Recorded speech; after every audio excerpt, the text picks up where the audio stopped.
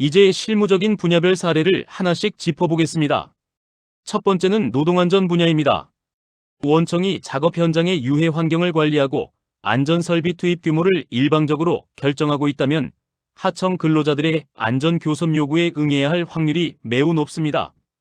특히 산업안전보건법상 원청의 의무가 강화된 흐름과 맞물려 노동안전은 사용자성이 가장 쉽게 인정되는 위험지역 중 하나입니다. 우리 직원이 아니니 안전장비는 하청업체가 알아서 사라는 식의 대응은 이제 법적으로 통하지 않습니다. 현장의 물리적 위험 요소를 원청이 제어하고 있다면 그에 따른 교섭 책임도 패키지로 따라온다는 점을 명심하십시오. 여기서 우리가 주목할 점은 산안법상의 의무 이행이 노조법상 사용자성으로 자동 연결되는 것은 아니라는 점입니다. 산안법에 따라 필수적인 안전 지시를 하는 것은 정당한 행위이지만 그 수준을 넘어 하청 노조와의 구체적인 안전수칙 합의나 장비 교체 교섭을 원천 거부하는 명분이 되지는 않습니다. 법원은 원청이 가진 시설 관리권이 하청 근로자의 생명권과 직결된다는 점을 무엇보다 중시합니다. 따라서 안전 분야에 있어서는 하청 노조와 상시적인 소통 채널을 열어두고 우리가 실질적으로 결정할 수 있는 안전 개선 사항에 대해서는 선제적으로 대화에 나서는 것이 분쟁을 예방하는 지름길입니다. 작업 환경 역시 매우 민감한 쟁점입니다. 냉난방 시설의 가동시간, 구내식당 이용 편의, 화장실이나 휴게실 같은 기초적인 시설 환경을 원청이 독점적으로 관리하고 있다면 이에 대한 교섭 의무가 발생할 가능성이 큽니다.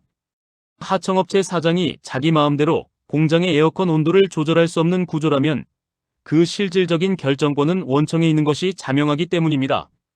이러한 기본적인 작업 환경 개선 요구는 근로자들의 체감도는 높으면서도 원청이 통제하기 비교적 용이한 영역이므로 무조건적인 거부보다는 시설관리 효율화 차원에서 유연하게 접근하는 경영의 지혜가 필요합니다. 복리후생 영역은 어떨까요? 원청이 제공하는 기숙사나 셔틀버스 이용권 혹은 원청 직원들에게만 개방된 복지시설의 공동활용 여부가 쟁점이 됩니다. 만약 원청이 하청 근로자의 복지 포인트를 직접 지급하거나 셔틀버스 노선을 하청의 요구와 무관하게 일방적으로 조정하고 있다면 이는 복리후생 영역에서의 실질적 지배력으로 해석될 여지가 매우 큽니다.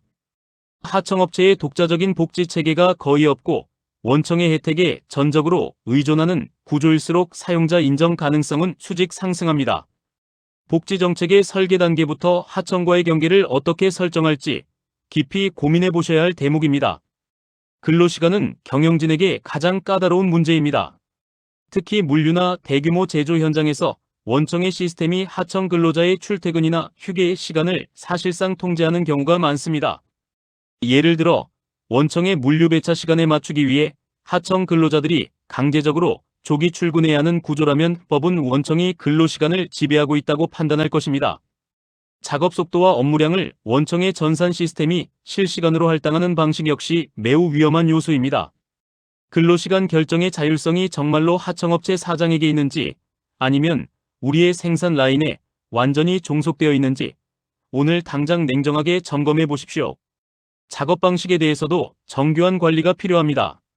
단순히 이 제품을 만들어 달라는 결과 위주의 요청을 넘어 세밀한 표준 작업 지침서 SOP를 통해 동작 하나하나를 규제하고 작업 속도를 강제하고 있다면 실질적 지배로 간주됩니다.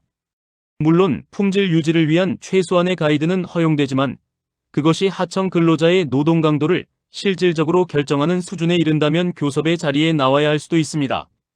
하청의 기술적 독립성과 작업 방식의 자율성을 최대한 존중하는 방향으로 도급 관계를 재설계하는 것이 사용자성 리스크를 낮추는 가장 근본적인 처방전이 될 것입니다. 마지막으로 가장 휘발성이 강한 임금 분야입니다. 원청이 지급하는 기성금이나 도급 단가가 하청 근로자의 임금 수준을 사실상 봉쇄하고 있는 경우가 많습니다. 특히 원청이 하청 근로자의 특정 수당 금액을 구체적으로 지정하여 지급하도록 유도하거나 임금 인상률 가이드를 직접 제시하고 있다면 이는 임금에 대한 실질적 결정권을 행사하는 것입니다. 돈의 흐름이 근로조건을 결정짓는 가장 강력한 도구인 만큼 임금 관련 교섭 요구는 우리 기업의 가장 큰 부담이 될 것입니다. 도급단가 산정의 투명성을 높이되 하청의 자율적인 임금 결정권을 보장하는 구조적 개선이 그 어느 때보다 시급합니다. 이제 두 번째 큰 변화인 노동쟁의 대상의 확대에 대해 말씀드리겠습니다. 개정된 제2조 제5는 파업의 명분을 대폭 확장했습니다. 과거에는 임금 인상 같은 이익 분쟁만이 쟁의의 대상이었으나 이제는 근로조건에 직간접적인 영향을 미치는 사업 경영상의 결정에 관한 주장의 불일치까지 포함됩니다. 즉, 과거에는 경영권 사항이니 대화의 대상이 아니다라고 단칼에 잘랐던 주제들이 이제는 합법적인 파업의 명분이 될 수 있다는 뜻입니다. 이는 경영진의 고유한 의사결정 방식의 근본적인 체질 개선을 요구하는 대목입니다. 경영권의 성역이 허물어지고 있는 것입니다. 사업 경영상의 결정이란 무엇인가? 그렇다면 구체적으로 어떤 경영 결정이 쟁의의 도마 위에 오를까요? 대규모 투자 계획, 조직의 통폐합, 인력의 증감, 심지어는 사업장 이전이나 공장 자동화 계획까지도 근로자의 지위나 근로조건에 중대한 영향을 준다면 교섭과 쟁의의 소재가 될 수 있습니다. 사장님의 고유 권한이라고 믿었던 일들이 노조의 합법적인 공격 대상이 될 수 있다는 점은 분명 경영 위축을 불러올 수 있습니다. 하지만 법의 취지는 모든 결정을 노조와 합의하라는 것이 아닙니다. 근로자의 생존권과 직결된 중대한 결정에 대해서는 충분히 설명하고 성실히 협의하라는 최소한의 민주적 절차를 요구하는 것입니다. 다행히 법은 무조건 한쪽의 편만 들지는 않습니다. 고용노동부의 지침에 따르면 헌법상 보장된 근로자의 노동세권과 기업의 영업의 자유 사이에서 정교한 이익 형량을 해야 합니다. 경영권의 본질을 침해하여 기업의 존립 자체를 위태롭게 하는 무리한 요구까지 수용할 의무는 없다는 뜻입니다. 우리는 이 팽팽한 균형점을 찾아야 합니다. 무조건적인 양보가 아니라 헌법적 가치의 접점에서 우리의 경영권을 방어할 논리적 근거를 개발해야 합니다.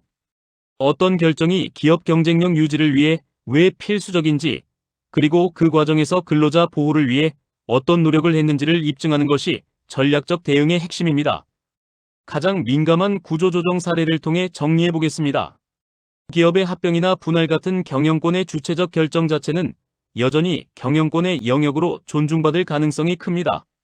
하지만 그 결정의 결과로 따라오는 정리해고나 배치 전환 같은 근로조건의 변동은 이제 명확한 교섭 의무의 대상이 됩니다.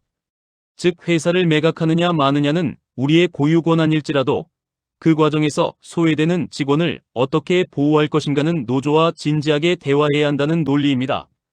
이처럼 경영행위의 목적과 수단을 냉철히 구분하여 교섭의 의무가 발생하는 지점을 실무적으로 정확히 짚어내야 합니다.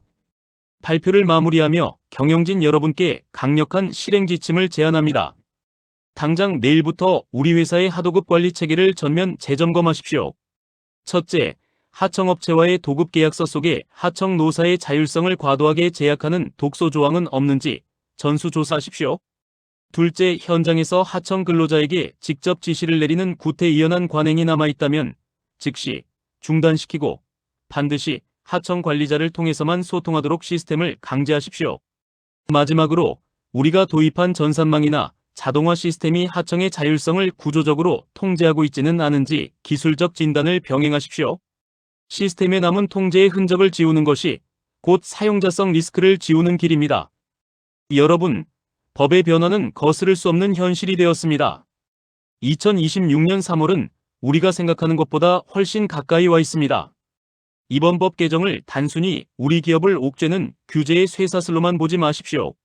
오히려 이를 계기로 하도급 관리의 투명성을 세계적 수준으로 높이고 노사 간의 신뢰를 바탕으로 한 선제적 리스크 관리 역량을 강화하는 기회로 삼으시길 바랍니다. 변화의 파도에 휩쓸려가는 기업은 위기를 맞겠지만 파도의 흐름을 읽고 돛을 올리는 기업은 새로운 질서 속에서 더 큰 안정과 성장을 쟁취할 것입니다. 오늘 이 시간이 우리 기업의 노사관계가 한 단계 더 높은 차원으로 도약하는 역사적인 분기점이 되었기를 진심으로 바랍니다. 경청해 주셔서 감사합니다.